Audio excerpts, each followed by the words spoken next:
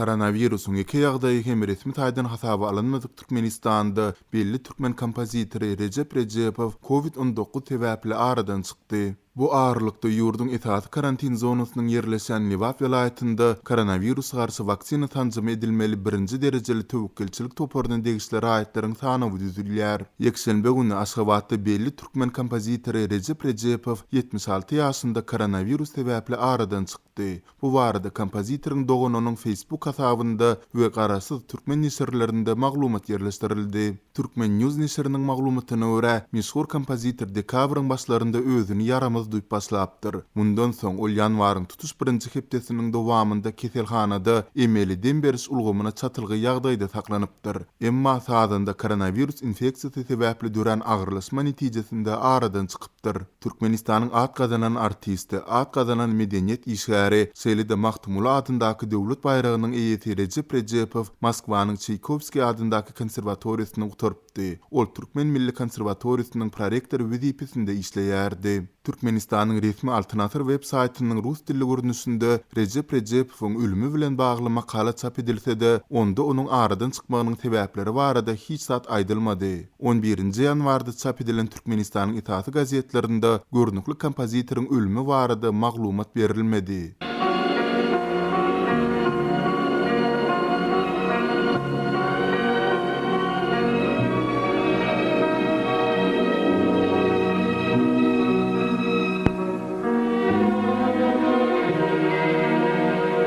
Ýatlatdyk 5-nji ýanwarda Türkmenistanyň halk artisti Wilmurat Amanow hem 72 ýaşynda pneumonia sebäpli aradan çykypdy. Türkmen resmiýetleri we mediasy Amanowyň ölümi barada hem dymmagy taýlap alypdylar. Umuman Türkmen häkimetleri sol sanda prezident Gurbanuly Berdimuhammedow hem COVID-19 alamatly ýagdaýlaryň gürülýändigine we ýurtda ölüm derejesiniň ýokarlanýandygyna garamazdan häzirki güne çelni ýurdun çäklerinde ölüm hoply virusyň ýokdugyny öňe sürüp gelýärler. 25-nji dekabrda geçiren hökümet maslahatynda prezident Berdimuhammedow ýurdun çäklerine täze koronavirus ýokunjylygyň getirilmegine ýol bermezlik üçin öz wagtynda ähli zerur çäreleriň görülendigini ýene bir geze gaýtalapdy. Ben yurdumuzun çäklerini täze koronavirus ýokunjylygyň getirmegine ýol bermeli üçin öz wagtyny ähli zerur çäreleri gördü.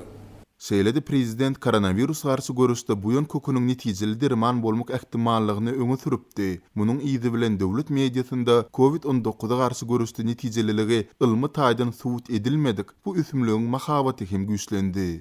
Sol bir wagtda türkmen emeldarlary ýurtdaky koronavirus testlerini garaşsyz siljirmeler üçin daşary ýurtdaky laboratoriýalara iwermeýärler. Geçen hepde bütün dünýä saglyk guramasynyň Ýewropa boýunça regional direktori Hans Kluge Türkmenistanyň hinit koronavirus synaklaryny BSG-niň daşary ýurtlardaky barlykhanalarına iwermek üçin anyk çäre görmändigini äşgär etdi. 7-nji ýanwarda Hans Kluge guramanyň inisiatiwaty boýunça Türkmenistanyň prezidenti, şeýle hem ýurdun saglygy saklaýyş we daşary işler ministrleri bilen guran gepleşikleri we Türkmenistanda bilelikde test geçirip nusxalary bütün dünýä saglyk guramasynyň daşary ýurtlardaky laboratoriýalaryna iwermek barada teklip edendigini gurrun berdi. Unfortunately that we don't have seen any concrete follow-up so far. Howa, şuň gynansak-da anyk çäreleri görmändigimizi aýdyp bilerin diýip Hans Kluge belledi. Bu ağırlıkta Liwatda koronavirus garşy daşary ýurt vaksina tanjym edilmeli raýatlary sanawy düzülip başlandy. Fevralda daşary ýurt vaksinasynyň tanjym edilip başlanjakdygy aýdyldy.